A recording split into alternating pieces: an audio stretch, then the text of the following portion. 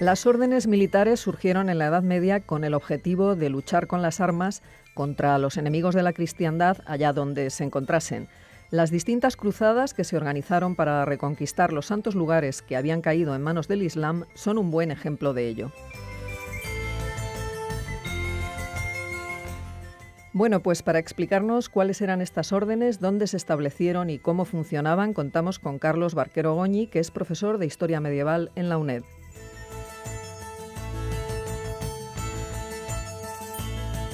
Carlos, muy buenos días y bienvenido a Sin Distancias. Buenos días a vosotros. ¿Realmente la Edad Media fue una etapa tan violenta como a veces pensamos por las películas o por las series ambientadas en esta etapa de la historia? Bueno, fue bastante violenta, pero tuvo sus épocas. Hubo épocas más violentas y otras menos. Pero en general sí que es una época de bastante violencia. De tal forma que en buena parte hay un dicho que dice que la sociedad medieval es una sociedad prácticamente organizada para la guerra, y eso es cierto. ¿De qué forma estaban organizados para la guerra? Estaban los señores feudales, pero también había ejércitos. Sí, pero eran unos ejércitos muy particulares. Efectivamente, el grupo social dirigente de la época eran los señores feudales, cuya principal legitimidad venía del ejercicio de la guerra. Efectivamente, era un grupo de guerreros, pero no existía lo que hoy podemos considerar como un ejército permanente. El servicio militar era siempre temporal, solamente durante determinadas épocas del año. Y para compensar esto, pues había dos elementos que sí que daban una cierta continuidad al ejército medieval. Uno era un poco la propia guardia personal de los reyes, lo que se llama la mesnada real, y otro eran instituciones muy peculiares de la época, que son las conocidas como órdenes militares. Eso sí que dan pues lo que podemos considerar como un núcleo de ejército permanente. ¿Qué fueron las órdenes militares? ¿Cómo surgieron? Bueno, es complicado definirlas. Una definición que daba un profesor inglés ya fallecido hace unos años, el profesor Lomas, las definía como órdenes religiosas de la Iglesia católica que se dedicaban principalmente a la guerra física y violenta contra los enemigos humanos de la cristiandad. Más o menos así lo dice textualmente. Quizás es una definición un poco simplista en ocasiones, pero que bueno, nos puede servir para hacernos una primera idea, una primera aproximación. Y bueno, y surgen pues a partir del siglo XII muy ligada a un proceso de reforma que la Iglesia Católica sufre en esa época, que es la llamada Reforma Gregoriana, que es la que da lugar pues a la aparición de fenómenos nuevos en la época, como es en primer lugar el fenómeno del concepto de guerra santa dentro del cristianismo, dentro de ello pues el desarrollo de la idea de cruzada y finalmente profundizándose en esta vía de la cruzada, pues la aparición de estas órdenes militares. Hubo distintas órdenes, entiendo, ¿no? Sí, hubo, bueno, básicamente un especialista, el profesor Carlos Ayala, suele hablar de tres tipos de órdenes. Por un lado, las que llama órdenes universales o órdenes nacidas en Tierra Santa, que son las que todo el mundo conoce, el Temple, el Hospital. Luego las órdenes que son más territoriales, que hacen más dedicadas a un espacio concreto y más controladas por las monarquías de la zona donde se ubican, que básicamente nacen en dos sitios, en España y en la zona del Báltico, y son, bueno, en España pues son las conocidas órdenes de Santiago, Calatrava y Alcántara. Y finalmente las órdenes propiamente nacionales, que nacen cuando ya a final de la Edad Media empieza a consolidarse o a presagiarse un incipiente Estado nacional, una monarquía nacional, que es a partir de finales del XIII y principios del XIV. Son órdenes que tienen poco de eclesiásticas, están muy poco controladas por la Iglesia, y en cambio muy controladas por los estados, por las monarquías, y que básicamente las encontramos en la península ibérica y son pues bueno las conocidas como por ejemplo la Orden de Montesa, la Orden de Cristo en Portugal y la Orden de Santa María de España en Castilla. Bueno, vemos que hay distintos tipos de órdenes militares, universales, territoriales y nacionales. Pero ¿en qué momento empezaron a combatir? ¿A lo largo de qué periodo desarrollaron su actividad militar?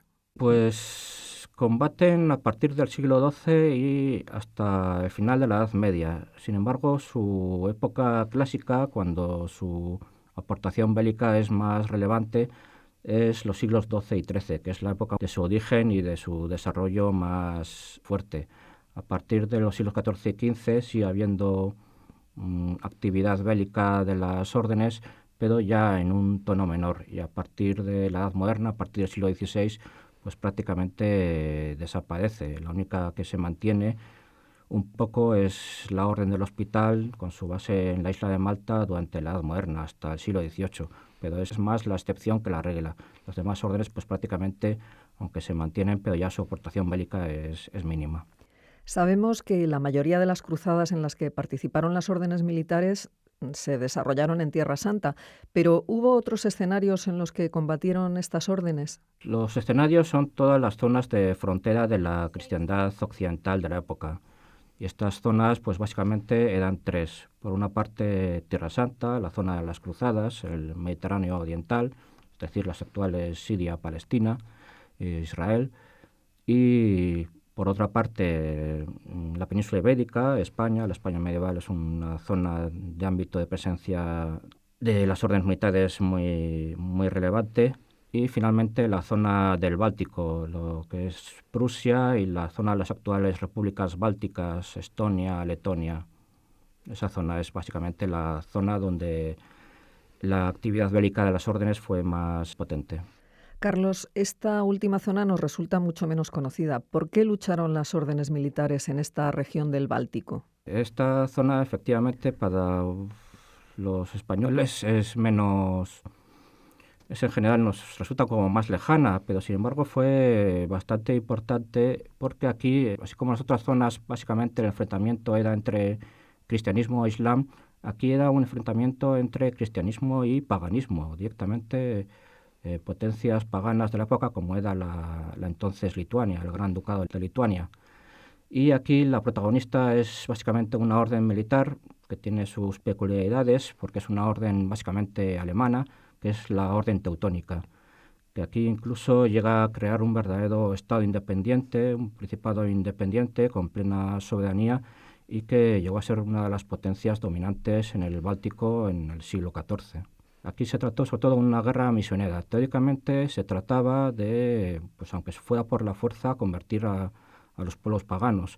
Pero luego en la práctica detrás de todo esto pues había un expansionismo alemán bastante subyacente. ¿La forma de combatir de las órdenes militares presenta alguna característica especial o luchaban como otros ejércitos de la época? Sí, bueno, las órdenes militares eran lo que hoy podemos considerar una fuerza de reacción rápida. Eran fuerzas de disponibilidad inmediata. Su número básicamente era bastante pequeño. Estamos hablando de decenas o a lo sumo centenares de personas. No pensemos en grandes ejércitos en absoluto. Su gran virtud era precisamente eso, su permanencia y su disponibilidad prácticamente urgente. Ahí, evidentemente, de acuerdo con el estilo de la época, pues en primer lugar se componía de caballeros, los caballeros de las órdenes, con su forma de combatir de caballería pesada, caballería acorazada, que ya es un poco la imagen que todos tenemos de la época medieval. Pues sí, efectivamente, ellos eran el elemento dirigente y era el núcleo de la forma de combatir de las órdenes. Pero al mismo tiempo hay otros elementos que eran también muy básicos para los ejércitos de las órdenes. En primer lugar, también se apoyaban en componentes de infantería, que era un binomio que se apoyaban mutuamente, infantería y caballería.